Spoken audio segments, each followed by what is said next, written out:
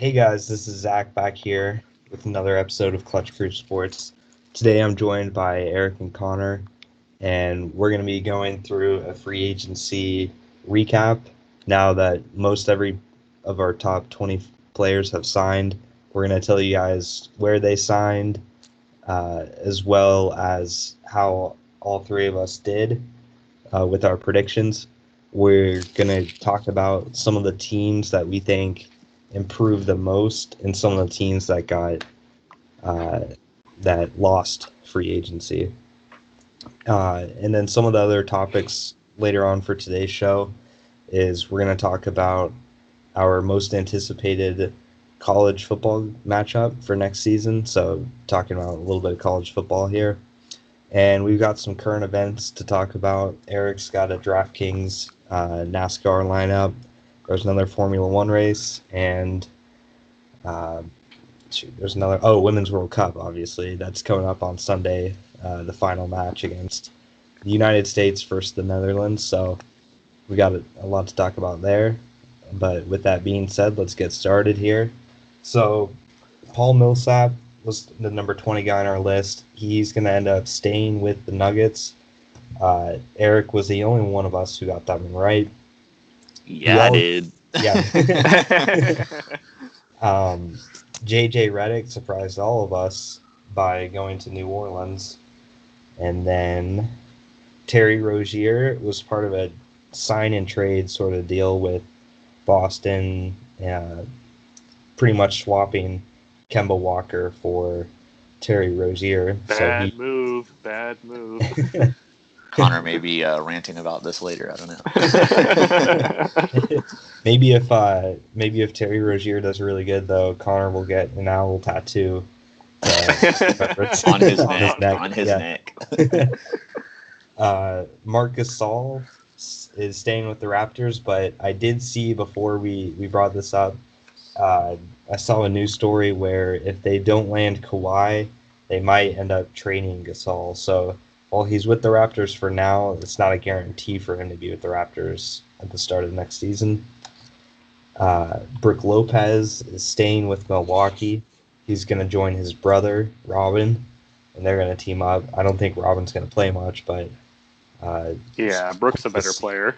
Yeah, it's cool to see brothers playing on the same team and stuff. And then Malcolm Brogdon is going to Indiana. He is not going to the Bucks, which we all thought was going to happen. That was another sign and trade, though, right? With Brogdon. I don't think that was a sign and trade because I don't think Indiana or Milwaukee got anything back from it. But maybe they got draft picks or something. I think they got draft picks, but it wasn't anything significant. So basically, Pacers got him straight up, pretty much. Yeah. Julius Randle, he went to the New York Knicks. We all thought he was going to go to the Bulls. Al Horford, the mystery man of free agency, he's going to join up with Embiid, and Ben Simmons, and Tobias Harris in Philly. And then Chris Middleton and Nikola Vucevic both re-signed with their teams on pretty big contracts. We all got those two right. D'Angelo Russell was part of the sign and trade with Kevin Durant and such. So he's going to the Warriors. Kind of a surprise. I don't think anybody thought that was going to happen.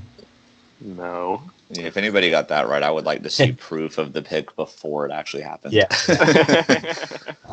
Kristaps Porzingis, former New York Knick, traded to the Mavericks last season. He's going to stay with the Mavericks. He hasn't played yet for him because he's battling an injury, but they hope that him and Luka Doncic will be a nice duo for the future. And then Tobias Harris stays with Philly. Massive contract. I think like 5 years, 180 or something like that. Really big contract for him.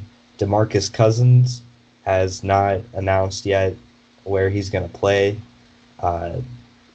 Big, the Kawhi Leonard factor here, pretty huge on where he's going to go. He might go ring chase with the Lakers, so that's certainly a possibility, but still up in the air. And then Jimmy Butler, part of a sign-and trade with 4 teams, actually, going to Miami. That was his preference. Should Eric and I get a half point because we said it would be a sign and trade? Yeah. We predicted it. Yeah. Just got the team wrong. He was sign and trade. And then Klay Thompson, quote, Warrior for life, signing a massive contract with them. As we go down to the top 4 now, we all got these 2 right. Kemba Walker to the Celtics and Kyrie to the Nets. Those were 2 sort of reports coming out before free agency started where those 2 were going to go, and no surprises. Those reports were accurate. And then our number 1 and number 2 players, Kawhi Leonard, obviously still not signed yet. Come on, Kawhi. Everybody's saying that today's the day, but I mean, it could go all the way up to training camp for all I know. And then Kevin Durant signed by the Nets. Obviously, that was a big news on the 30th when he decided to go to the Nets. And so that wraps up kind of where everybody went in our top 20. If you're curious to see, who got the most of these right, so far there's 2 that haven't signed yet in DeMarcus Cousins and Kawhi, but Eric's got 11 correct, Connor's got 9. Unfortunately, I'm in last again with this with 8. So, come on, Zach. Yeah. Well, and interesting enough, I can still tie Eric if Cousins and Kawhi go where I predicted them to go. So. Yeah, it's not over yet, but but as of this moment, I'm winning. Yep. I'm the best. Yeah, I'll take it. Number 1. Yeah. So now that we kind of talked a little bit about where everybody went, we're going to kind of each talk about a couple winners and losers of free agency now. And I've got 2 teams that I want to talk about as the winners. And okay, so one of the winners I've got is the Utah Jazz. And this isn't so much a free agency winning because they only signed Bogdanovich from Indiana and a couple of role players for free agency, but they were able to make that pre-free agency trade with Mike Conley, and their starting 5 is going to be very competent for Western Conference standards next year. As it says here on the website, their starting 5 is probably going to be Conley, Donovan Mitchell, Bogdanovich, Joe Ingles, and Rudy Gobert. And defensively, that's going to be a really strong team. Rudy Gobert is won Defensive Player of the Year, I think, in back-to-back years. Mike Conley is one of the best defensive point guards in the league. Bogdanovich can play defense, and Mitchell's very good offensively.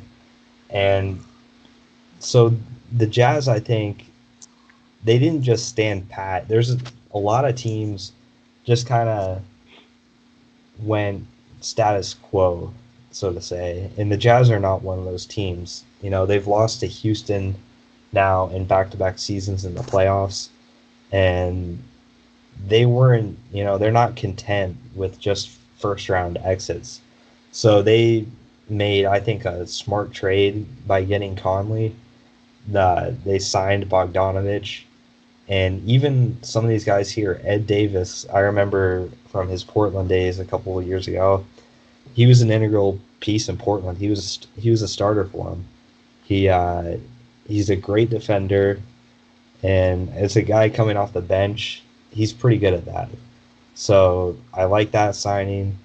Emmanuel Mudiay, he's kind of going to be, I guess, their backup point guard. And he's not bad for a backup, Jeff Green, he's bounced around to a bunch of different teams, but he has his moments. So to me, the Jazz are my Western Conference team that got better the most. Obviously, if Kawhi ends up going to the Lakers, you could argue that getting AD and Kawhi is better than all of that. But super team. Yeah, but that hasn't happened. I'll do a quick Kawhi Leonard Google search to see if I'm following the updates on Twitter right now. Okay. And they said that the quote MLSE corporate jet just landed in San Diego, arrived from Toronto. No confirmation who is on board or relation to Kawhi Leonard. Oh my god, it's crazy. All these stories. I will say too. I posted a very informative tweet about Kawhi Leonard last night. I said that we have breaking news. Kawhi Leonard will be making his decision at some point during free agency, and that I am told he will be signing with one of the 30 teams. So just stay tuned, guys. Yeah. If you want, I know that obviously that's a troll job, but it's just felt like that because every time I get on Twitter, it's he's going to the Lakers. Oh, he's going to the Raptors. Oh, the Clippers are out of it. Oh, wait, no, the Clippers are not out of it. I don't believe anything anymore. So I'm just sticking with that. I should really make another help find me meme here for Kawhi Leonard's face. Kyle Lowry. Yeah, where are you, Kawhi? What are you doing? Last seen, in Toronto on that helicopter thing. Drake's offered him like a record label or something with him, like partnership. It's LeBron crazy. James making his pitch. Where's LeBron? So that's. Well, I know where LeBron's at. He's shooting Space Jam 2 right now. But I mean, update on Space Jam. I still have not seen it. Lame. We need you guys to tweet at Mr. CDog54. Watch Space Jam. Connor, how many tweets would it take for you to watch Space Jam if we get that trending? I think it's more so just when I find the time. Like, considering I'm working like all the time these days. Yeah. All right. So that's shoot. Where were? Oh, yeah, I was talking about the Jazz, I think, right? Yeah. Okay. Yeah. So I don't have too much more to say about the Jazz other than big fan of their moves, as well as this website is a fan of their moves. And another team, my number one team that got better, and my early season prediction to win the East is the Philadelphia 76ers. Whoa! Yeah. They've gotten significantly better, I think.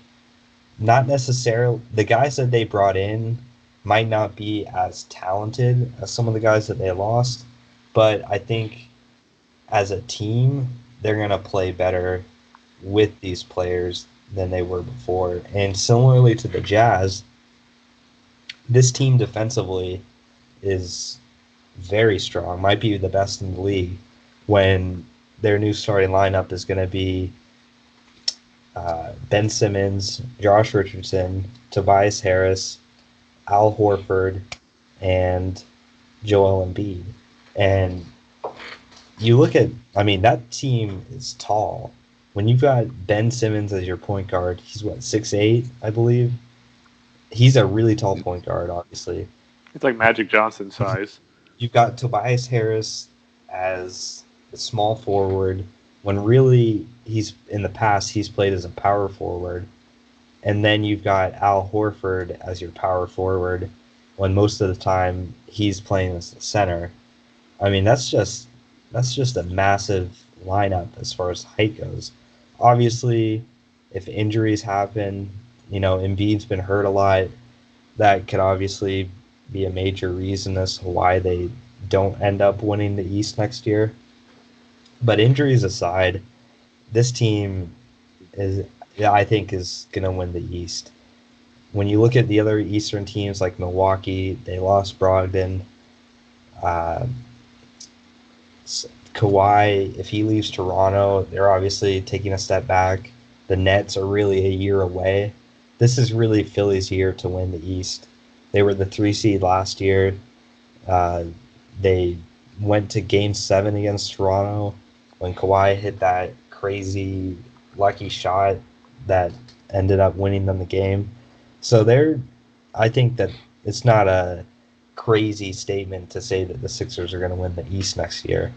But the reason why I really like their moves are, while Jimmy Butler, they lost Jimmy Butler, but I don't view that as much as a bad thing, because they were able to get Josh Richardson in return for him.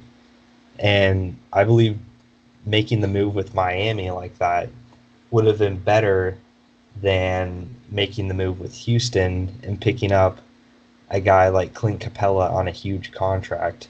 You know, Richardson is actually on a pretty team-friendly contract right now, and he's a young guy, obviously a former Tennessee player, so I've got personal rooting interest in him, but he's a good 3-and-D guy. He plays good defense, and his offense is improving. He's one of Dwayne Wade's favorite players for the past couple of years on the Heat. Him and Dwayne Wade have become really close. So you got to think, being friends with a guy like Dwayne Wade and playing with him for so long, he's going to pick up some skills. So I really like that move. And then Jimmy Butler. Jimmy Butler's the guy, and I actually like him on the Heat now. I think the Heat can make the playoffs and really push a team in the first round. I don't think they'll make it past the first round. You know, I want to, like, giving, like, ceilings and floors for these teams. The ceiling I've got for Philly would be championship. The floor, like, as in the worst possible scenario for Philly, I think would be a second round exit. That's the floor I'm going to give Philly. But Dang. yeah, Pretty high expectations. but the thing with Jimmy Butler is, you know, he's an alpha dog player who really can rub people the wrong way, and he's done that in Chicago. He's done that in Minnesota. And when you've got young players like Ben Simmons, and they had Markelle Fultz at the time too, there was so much stories coming out about how Butler was inhibiting the development of Markelle Fultz and inhibiting the development of Ben Simmons. And so you could almost say that losing Jimmy Butler is good for them, in the fact that they don't have his negativity around so much. You know, in Minnesota, famously, he demanded a trade, and there was a story where he, in the scrimmage or something with the team, he joined all the second team players, and he joined them in the scrimmage on their team and, like, destroyed the starters with Karl Anthony Towns and Andrew Wiggins. And, you know, he's not a guy that really is a team friendly guy. He's like a kind of like an all for himself type of guy, and he demands that people be on his level and stuff. So I'm actually okay with them losing out on him and picking up a guy like Richardson, who's, you know, got chemistry with Tobias Harris playing in college together. Tobias Harris, also another former Tennessee Volunteer. So, you know, I really do like the direction that Philly's going. And, like, I'll really quickly, before I hand it over to these guys, I'll do a ceiling and floor for the Jazz. The Jazz ceiling, I'm going to say NBA Finals. Not an NBA Finals ring, but just making it to the finals would be their ceiling. And I think their floor would be a second round exit. So that's my ceiling and floors. Big predictions for the Jazz Yeah. too there. Yeah, I do. I'm really high on the Jazz. But the West is so talented that It's hard. Yeah. But I definitely don't think that they're gonna lose in the first round again, like they did last year. I think they've gotten better enough to move past that. So, but who knows how much further they could go. So those are my teams to talk about, and I'll let these As guys, winners. Yeah. Oh yeah, shoot, I didn't even talk about the loser. So really quickly here, the loser team that I'm going to talk about is going to be the Knicks, because while their team on paper might have gotten better, and obviously they had the worst record in the NBA last year, so there's like like you would say that they're going to win more games than they did last season, but by having to settle for Julius Randle and having to settle for Taj Gibson and not offering Kevin Durant the max, losing these players that you were supposed to get to your rival Brooklyn Nets, it's a bad look. It's just bad look after bad look. Very Knicks-esque. Yeah. And just having to sign a lot of these guys to 2-year, $30 million deals, you're like, huh? Who are these people? That's kind of the moves the Knicks have been making.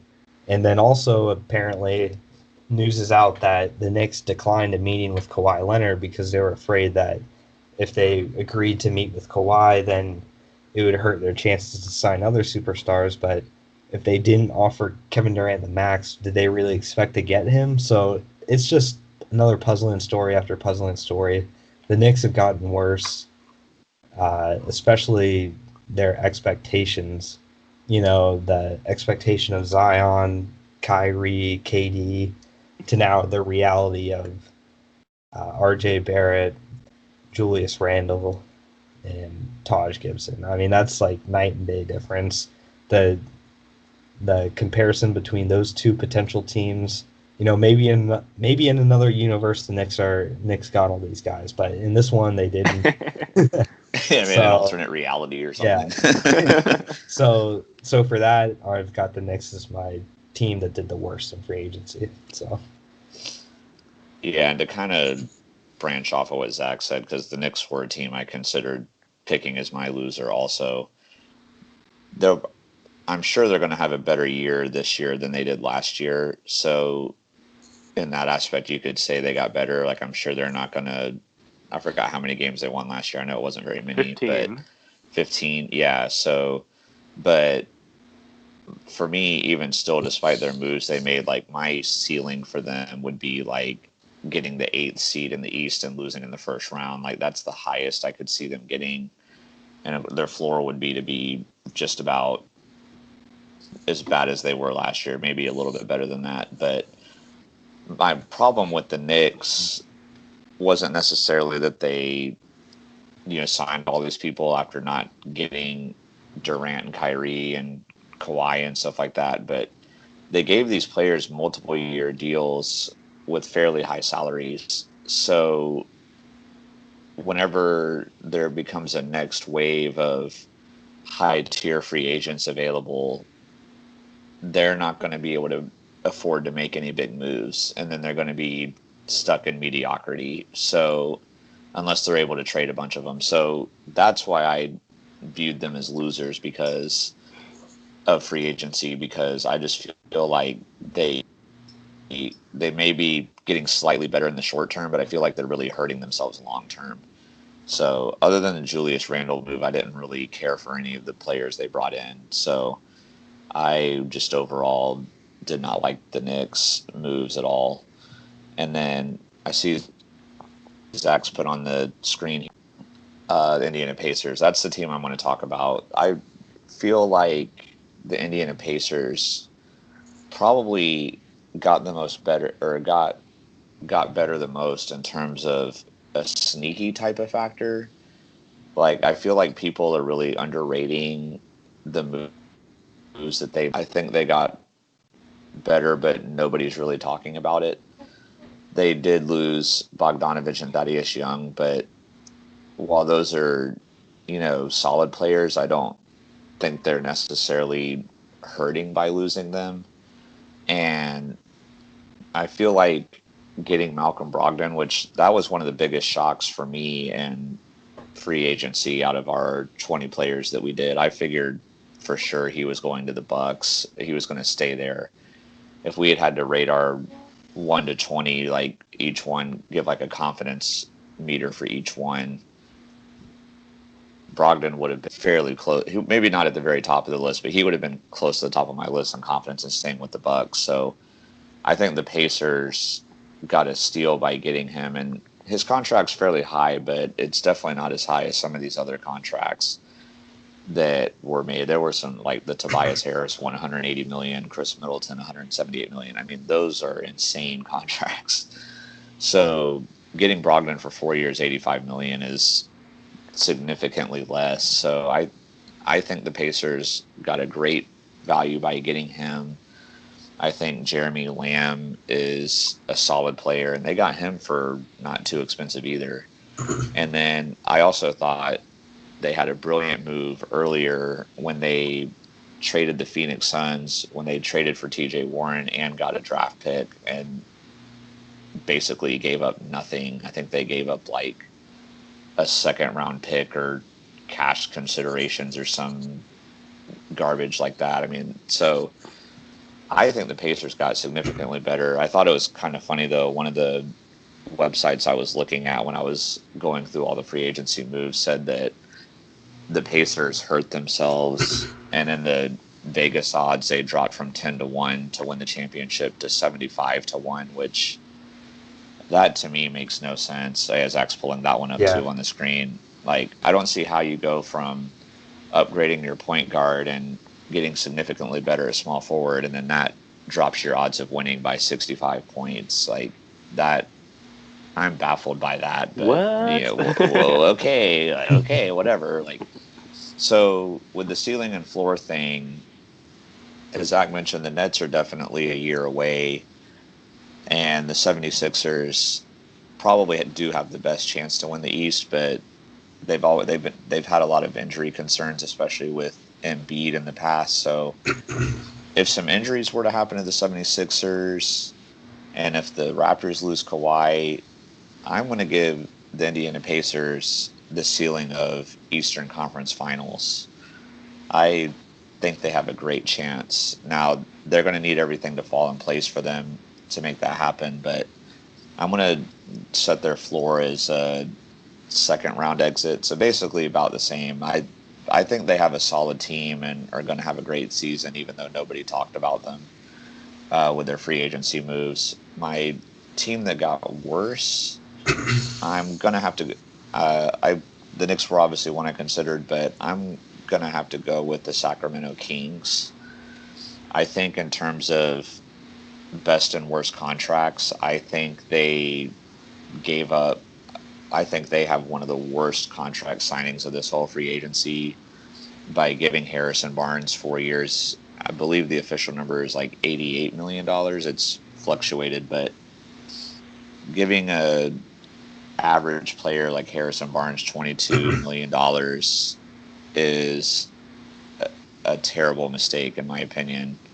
As Connor mentioned in the last one, he's a North Carolina guy, which Connor likes, but even still, Connor doesn't really like him. So, well, I mean, not for that I contract like him as a player, anyway. But I know he's not worth that much money. Yeah, not for that contract, and then another move that really baffled me for the Kings was giving Dwayne Dedmon a 3-year, $40 million contract. I'm like, I've barely seen this guy do anything in the NBA, and you're going to give him $13 million a year? I don't know. And then Trevor Ariza has been a solid player in the past, but to give him a 2-year deal worth $12.5 million per year, this situation is very similar to me as the Knicks in terms of the fact that maybe a couple of these moves they made will help them in the short term, but by giving these guys multi-year deals, they're not going to have room to be able to make any big moves in the future. So I know the Kings almost made the playoffs last year, so I will give them a ceiling of a first-round playoff exit, but I could see them doing worse than they did last year because they finished number 9 overall in the West, but the Lakers are obviously going to be better than they were last year, whether they get Kawhi or not. And I don't even know if the Kings will be able to make the playoffs despite their moves. I feel like these moves were very mediocre, and I just overall was not impressed, especially with the Harrison Barnes. Like I said, I feel like that could go down as the worst contract of this free agency period. So that's it for my moves, and I will let Connor share who he thought was best and worst. So, for my team that got better, I mean, one of us had to talk about them eventually, but the Brooklyn Nets seemed like an obvious choice here. I mean, when you go through you're coming off a season where I think they finished 6th in the Eastern Conference, so they made the playoffs. And to only improve in the offseason by getting Kyrie Irving and Kawhi Leonard, Kevin Durant. But that's only going to improve your team. I mean, obviously, Kevin Durant's not going to play this year with the torn Achilles injury, so they are going to have to wait a year to have him. But they also picked up DeAndre Jordan in the offseason as well. So even though he adds a big man to the lineup, which they kind of needed, so he adds that other element to their team. And to go along with, I would say Taurean Prince is going to be taking over the small forward duties while Kevin Durant is injured, and he's a decent player. And so, I mean, he averages about 14 points a game, so he can be a good substitute. Obviously, no one's really a substitute for Kevin Durant, but he can do well. And if I'm talking about a ceiling and a floor, next season, I think the Nets definitely have a ceiling of NBA Finals for sure, with Kevin Durant back in the lineup, and then but this year I'd say their ceiling is probably making it to the East Finals. I'd say not necessarily winning it, but making the East Finals, and then because Kyrie and DeAndre Jordan will help improve the team. And I just don't think they have enough pieces without Kevin Durant to win the finals. And then probably a floor of first round exit. I don't see any way that they miss the playoffs. And because obviously the East is a bit easier of a conference than the West is. So, yeah, I think a first round exit for a floor, Eastern Conference Finals for a ceiling. But next season, NBA Finals. Maybe not quite winning. I'm not going to predict that yet, but making the NBA Finals next. Considering that we haven't even played at all for next season, right? We don't know who they're going to have next season. Yeah. So, but yeah, I still think with Kevin Durant, Kyrie Irving, NBA Finals next season, and a floor of probably. Honestly, this is probably big, but I think an Eastern Conference Finals is their floor next year. I think anything else would be a disappointment with all the players. I agree with that. So then for my team that got worse, you guys heard me rant about them last time, and I'm going to rant about them again. The Charlotte Hornets. I mean, just losing Kemba Walker, not Michael Jordan. What are you doing, man? Why did you not offer Kemba Walker the max? I mean, or the super max? And they gave him about, an offer of 50 to 60 million less than what he would be making if they offered him the supermax, and Kemba was like, no, screw off. Clearly you don't value me at all. And they obviously lost Lamb too, which there goes your other offensive player. And in response to losing Walker and Lamb, you bring in Terry Rozier, like we mentioned before, and who knows, man, maybe I will have to get an owl tattooed on my neck if he comes through. But I highly doubt that. And so, just for, it's not a bad contract. I mean, 3 years, $58 million. They didn't give him anything outrageous. So, hopefully, next year. What? I said that they have to pay somebody, and they can't just. I know they're already paying Nicholas Batum a ton of money for some odd reason. So. So sorry, man. And so, I mean, just that combined with their draft that they had this year, where I think I mentioned this last time too, that they drafted 3 forwards when what they really needed was guards. I mean, they needed a power forward, and they got that with P.J. Washington, but then to go and draft 2 more forwards after that, it's just like, what? Why aren't you drafting a guard? Mm-hmm. Come on, guys. I think they were just a little bit too overconfident that they were going to keep Kemba Walker. So then, I mean, the Hornets, they were the number 9 team in the East last year. But if I have to give them a ceiling for this season, probably around 10th or 11th in the East, if everything goes right. but I don't think they're really going to contend for a playoff spot. And then I'd almost have to give them a floor of kind of like how the Cavaliers and Knicks were last year. I mean, with all the bad things they did this offseason, they certainly have the potential to be one of the worst, if not the worst team in the East this year. So, very, Yeah, very, they should very probably bad tank, moves. to be honest. I mean, Yeah, try and get that lottery pick for next season, get the number 1 pick. That would be the best call for them. And Yeah. maybe consider not letting Michael Jordan handle free agency next year. well, Connor, I don't know if you saw on the screen. Oh, yeah, Zach's Yeah. got it back up. If you're wanting to know what to do, just go outside, take a walk, read a book, and enjoy a taco. That's how you have to handle this. Got to go to Taco Bell and get some Mountain Dew as well. Oh, yeah, you love your Mountain Dew. One day, Connor's going to sponsor Mountain Dew or something. Cause... That's going to be the sponsor for this Mountain podcast. Dew is going to sponsor him. Yeah, I'm drinking all their products. We'll do videos one day, and Connor will like have a Mountain Dew beside him for when the camera pans to him. Mountain Dew, if you're listening to this, yeah, sponsor us. All right, yeah. So that kind of wraps up our free agency take. So obviously, pretty significant deals with these teams, like going from potential first round exits to now being finals contenders, so but as far as the NBA goes, you've got the summer league upcoming. Yeah, so that's like the only news, so to say, coming out of the NBA until Kawhi decides.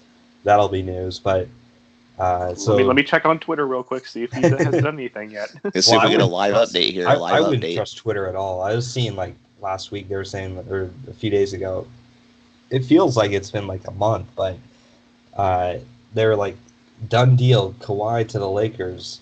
Oh, well, there was Jalen Rose who came out and said he was like 99% certain that Kawhi was going to the Raptors. What?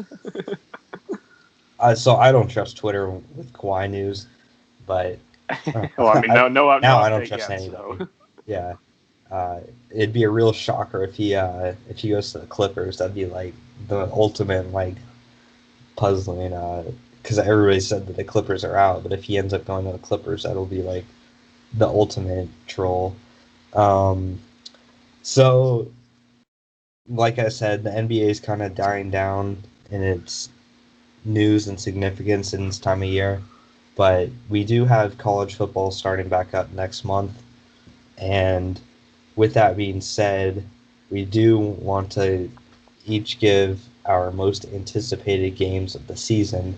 So this website, the Sports Illustrated website here, gives like their best game for every week and then a couple honorable mentions, but for a whole season picture, my personal biggest game that I'm looking forward to is LSU in Texas. And you might be thinking, Texas, they're not, they haven't been relevant, in 10 years, but but the Texas is actually in a bit of a resurgence right now. And last year, when we did all three of us, we all did a Capital One Bowl Mania bowl prediction, and we'll be sure to do that again next year when the bowl season comes around. But I want to say between all of us, I know in their bowl game with Georgia and the Sugar Bowl, we all picked Georgia, and then I think all of us had, they have like confidence scales, like Eric was talking about before. There's like confidence scales for your picks and who wins the games. And I want to say we all had Georgia beating Texas in like our top 5 most confident games. So I mean, I could be wrong, but I know we all had Georgia. I can look at it right now. Hold on. I had Georgia up. I had Georgia up pretty high, if I remember correctly. Yeah. And I think you're right with that. I know I did too. Actually, Zach, it didn't look like you had them terribly high. No, hold on, there they are. Yeah, you had them as your 6th most confident. Okay. And then I think I had them as my second most confident besides the App State game. Yeah, I had them my third most confident, below Alabama over Oklahoma and App State over Middle Tennessee. Go Mountaineers! Woo! Yeah. And then Eric had them as his most confident, Georgia over Texas. Dang. So. Yeah. And I was wrong. Yeah, so we're not just talking about this as like, Texas didn't lose that game. They actually won that game that a lot of people thought was a mismatch. A lot of Georgia fans were not too worried about it, and it was one of the least anticipated BCS bowl games last year. But Texas actually, they won that game, and they won that game convincingly too. I don't know the exact score in that game, but 28-21. Okay, but it felt like it was. I guess Georgia made a late comeback because it felt like. Yeah. It was at halftime. That. It was 20-7 for Texas. Yeah. So and Texas was really surprising to me how well they played, and then you put this game at week 2 in the season, so this is before conference play starts up. Obviously, LSU, SEC, Texas, Big 12. Geographically, this is a rivalry too, Louisiana and Texas. I mean, they don't play each other every year, but something tells me that LSU has no liking for Texas, and Texas has no liking for Louisiana. So LSU's known for their defense. Texas, they have that quarterback Sam Ehlinger, who's supposed to be a top quarterback next year. They have all these big name recruits coming in. I think LSU's going to be contending for a playoff spot, as is Texas. So these are two playoff contending teams early in the season. If you want to put these teams on a neutral field, I would give the edge to LSU, but the game's played at Texas. I'm sure it'll be a night game. So this is really like one of those games that I don't know who's going to win if I was to predict it right now. And this could change the tide for the season.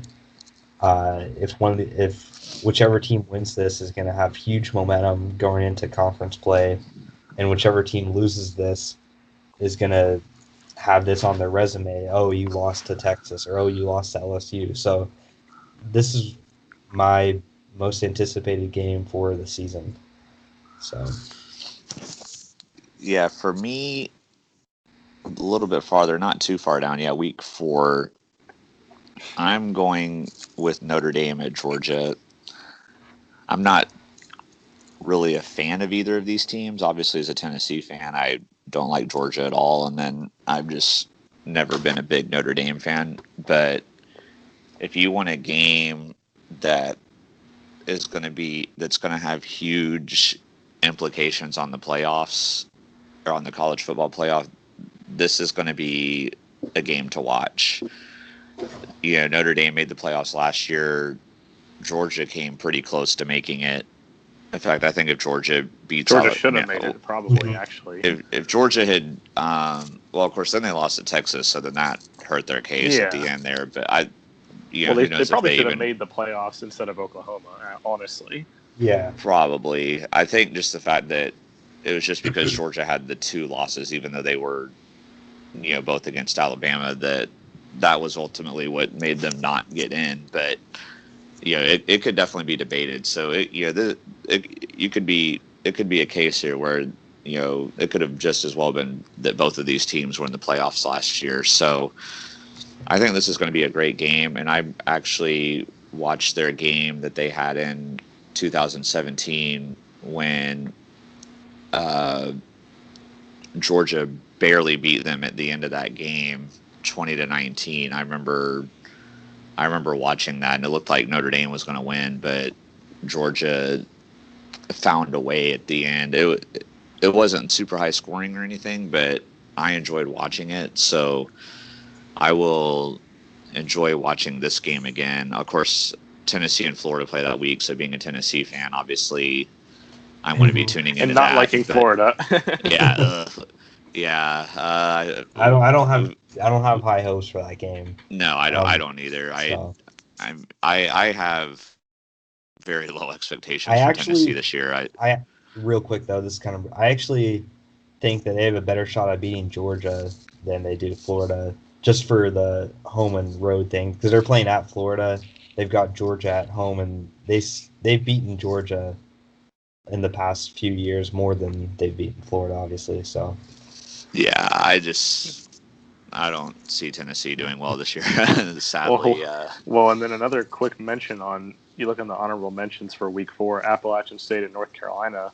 My two teams here, I've been a North Carolina fan my whole life, but I'm going to college at Appalachian State, so got my two teams are going to be playing each other. I'm honestly not sure why this is a highly anticipated game. I mean, I know it's big for Appalachian State because they're getting to play an ACC team, but if both teams play anything like they did last year, if Appalachian State plays like they did last year and North Carolina, I know they have the new coach this year. Obviously, they brought back Mac Brown. But if they play anything like they did last year, Appalachian State should just roll over North Carolina. I mean, Appalachian State, especially after that overtime loss to Penn State in Week 1, if they play anything like that, then North Carolina doesn't stand a chance in that game, I don't think. I agree. Yeah, and that's really all I had to say, too, about the game. So I'll let Connor share his most anticipated game. So my most anticipated game is kind of a combination of Week 8 and Week 9. It's focusing mostly on the Michigan Wolverines because Michigan has been such an interesting team since Jim Harbaugh got there. They always seem to be in the mix, and they always seem to be in the playoff talk. And they always have a good record when it comes down to the end of the year. But whenever they get in big games, against strong teams, they never win. Whenever they play Penn State, they seem to always lose. Whenever they can't beat Ohio State, they can't beat Notre Dame, they can't beat, what was the other? Michigan State. They can't beat Michigan State. So it's going to be really interesting to see. In Week 8, they have the game against Penn State. It's going to be at Penn State, so it's going to be a tough game. But we'll see how that goes. But the biggest one for me is going to be the game against Notre Dame, because that one is going to be at home, and Notre Dame's supposed to be good again this year. So if Michigan is kind of on a run like they have been the past couple of seasons, I think if they lose to Penn State, obviously it's big, but it's not going to be, they were playing in Pennsylvania, so it was going to be a tough game anyway. But this game for sure, playing at the Big House, they need to win that game if they're going to compete and show that they can actually beat good teams and not just beat teams like Illinois and Wisconsin and all the other weaker Big Ten teams. So I think that's going to be my big game, Notre Dame at Michigan. And obviously Notre Dame and Michigan are big rivals, so they're going to go all out. Yeah, that's always fun. Mm-hmm. Yep. Yeah, so college football, I mean, seeing some of these games, not even just the ones that we didn't pick, these honorable mentions and stuff, they're getting me excited. Like Auburn, LSU, even Kentucky, Georgia should be exciting as an SEC fan to watch. Florida, LSU is always a dogfight. Oklahoma, Texas. I think Syracuse is playing Clemson again this year, so we'll see if they can take them down this time. That's Week 3, I think, the top game there. Yeah, so that's, obviously Clemson. But I won't talk about too much about college football, but I just want to say that looking at these games has got me excited for Week 1. So now we're going to move on to talk about some current events, and I'll start by letting Eric talk about a DraftKings lineup that he recently competed in. So I did a NASCAR lineup last week. I believe they were in Chicago. Yes, it was Chicagoland. Yeah, so Zach's got my lineup up here on the screen. This ended up being a really good performance for me in NASCAR this time. The last time I covered when I did a DraftKings with NASCAR, I did place in the money. I got second out of 4, but it was really more so because third and fourth place did really bad with their lineups. But this week I dominated. I came in first, and second place I guess was kind of close, but third and fourth were way down there. So yeah, as you can, Zach's now putting the scores up on the screen. So I finished with 307.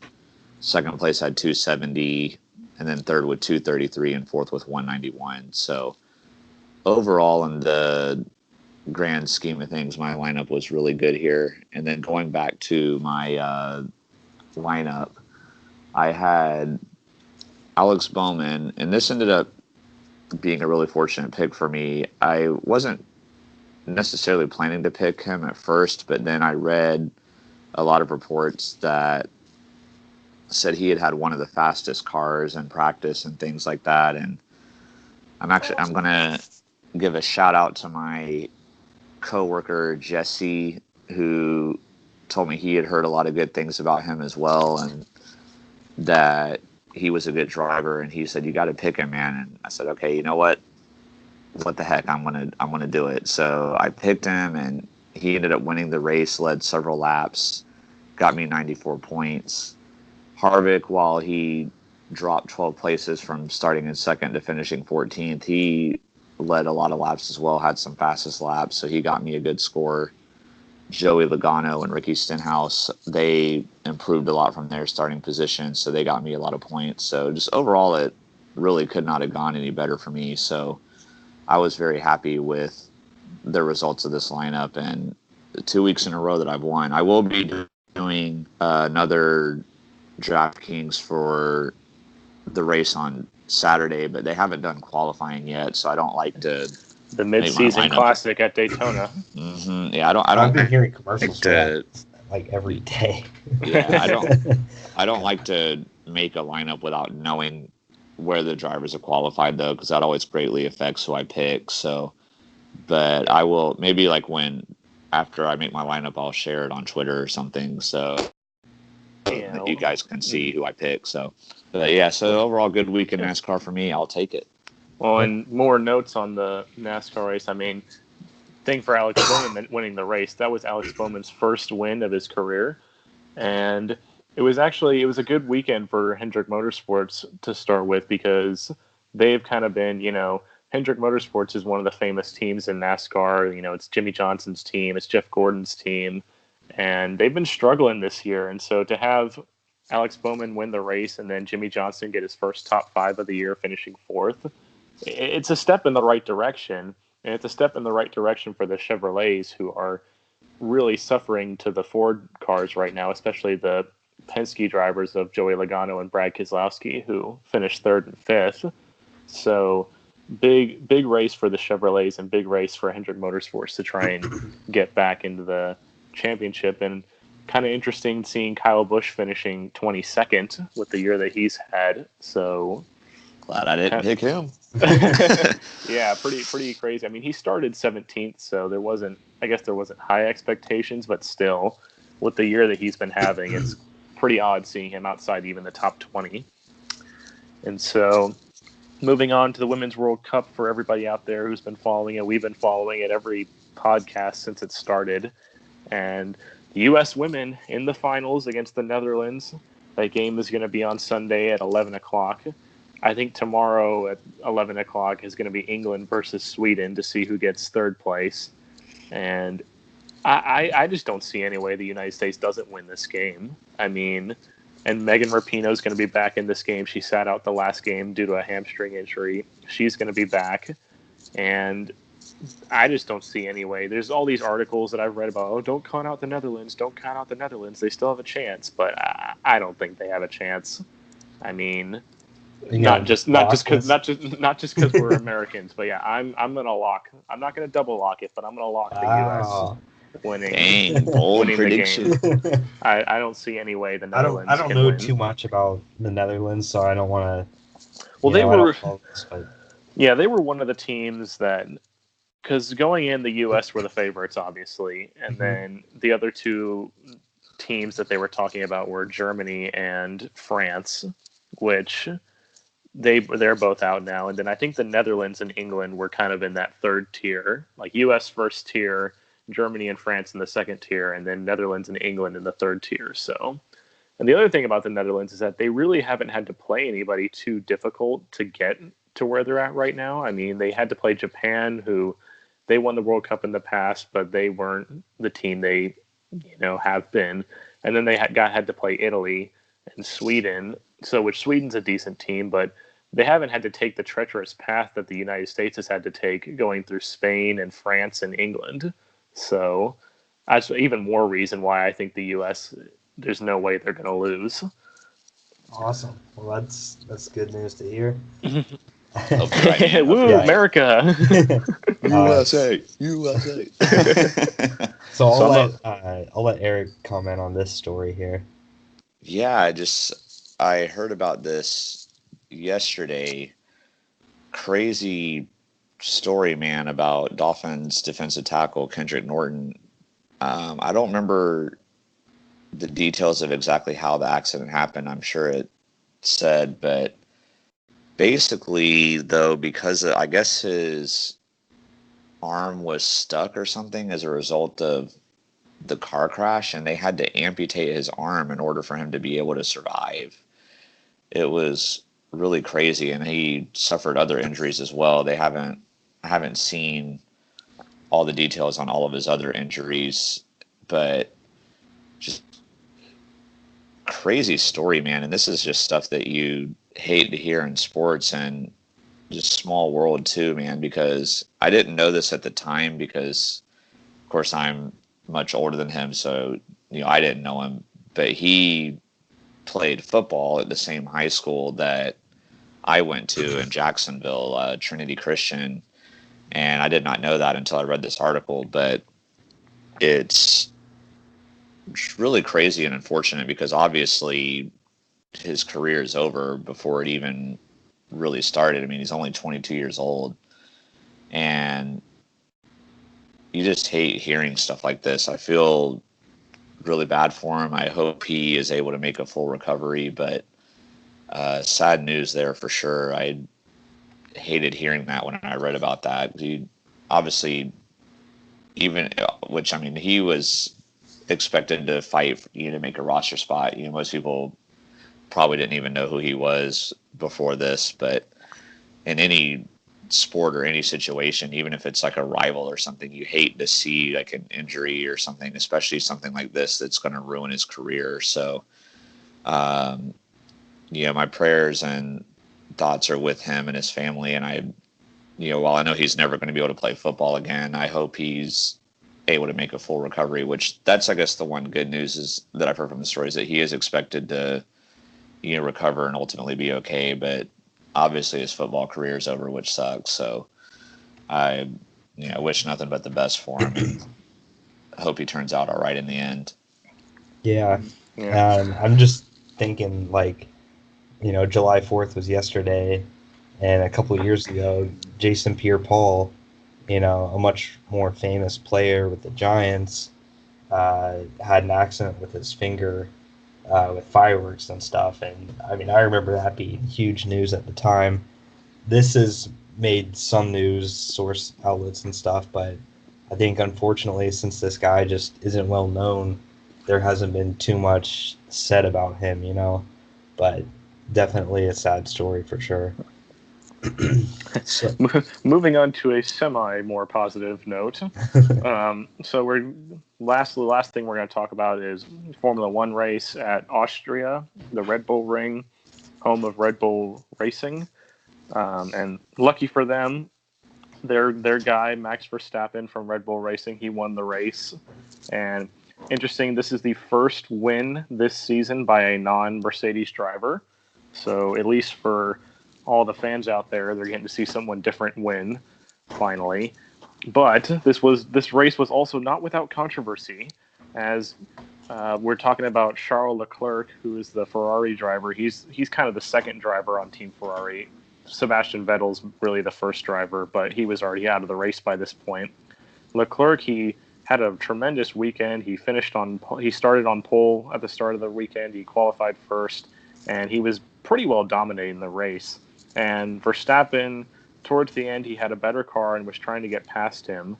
And they were going into a turn, and Verstappen overdrove the corner a little bit, and he basically ended up pushing Leclerc off the track. And that's how he ended up getting by. It wasn't a clean pass by any stretch of the imagination, but he ended up pushing Leclerc off the track, and that's how he got around. And so obviously after the race, Leclerc was saying, hey, you need to penalize this guy. I mean, that was completely uncalled for. He needs a time penalty.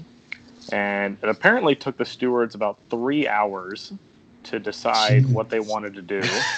Oh, man, this is serious. Yeah, it took them 3 hours, and they eventually determined that they were not going to penalize Verstappen, and Verstappen was going to keep the race win, which obviously for Verstappen and all the Red Bull racing people, that's very happy and excited, but it once again goes back to the frustrations that Team Ferrari has had this year. They had that race a few weeks ago at Canada where Sebastian Vettel won the race, but he got penalized. He had that 5-second penalty for his incident with Hamilton, and so that took away that race victory, and now in their eyes, they just had another race victory stolen away from them. So going to be interesting to see where they go from here. And another last interesting point, talking about that this was the first race that Mercedes hasn't won. This is actually the first race that Mercedes hasn't even had a driver in the top two. Valtteri Bottas finished third. He was the highest finisher, and championship leader Lewis Hamilton finished fifth. But they were saying that this track in particular actually exposed a lot of the flaws, or the flaw in the Mercedes car, which is they don't do well in hot weather. Hot race tracks, for some reason, the cars just can't perform. And when you're racing in an inland place like Austria, stuff like that's going to happen. It shouldn't be a big issue when they go to the next race in England, since England's surrounded by water and it's not too hot. But when they start going to Hungary, which is a few races from now, the Hungarian Grand Prix, another inland European country, it's going to be interesting to see what happens and if their cars suffer the same problem that they had at Austria. So very interesting stuff in Formula One, and obviously mounting frustration for Ferrari. Mm-hmm. So I'm going to call it now for Mercedes. #exposed. Well, crazy you said 3 hours in a Connor. I thought NFL refs were slow, but I thought you're not talking about NFL. I'm talking about, I thought NBA refs were slow.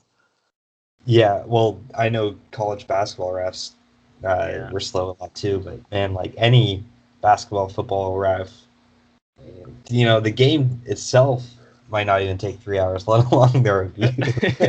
So, yeah, I mean the race probably took like 2.5 hours. So. Yeah, that's crazy that it took so long to decide, and then eventually there was it just stood the same. No penalty. Nothing changed. So with that being said, guys, no rant this week for Eric. I almost went in on those websites where I was looking at the information about the Kings and the Pacers, because the website for the Kings said that they got better and the website for the Pacers said they got worse, and I couldn't disagree with either of them. But I guess I'm just in a better mood right now, so it didn't trigger me that Eric's much. not his usual angry self. I'm not as angry today, but I also, just before we go off the air too, just I hope you guys that listen to these videos, I hope you guys are enjoying the current events, because I mean, even for me, just who never watches Formula One racing, for example, I've actually enjoyed learning about these races and some of these controversies that have happened. It's pretty entertaining stuff. Like and I wouldn't have known this stuff without Connor providing it in the current events. So for those of you that are listening to these, when we talk about sports, maybe you might not enjoy as much. I hope you're getting some information out of it or learning something cool or whatever. I enjoy doing the current events, but yeah, no rant this time. We'll have to see what happens in the next episode. Maybe something will trigger me by then. Kawhi signing with the Lakers, maybe. Which I mean, I've already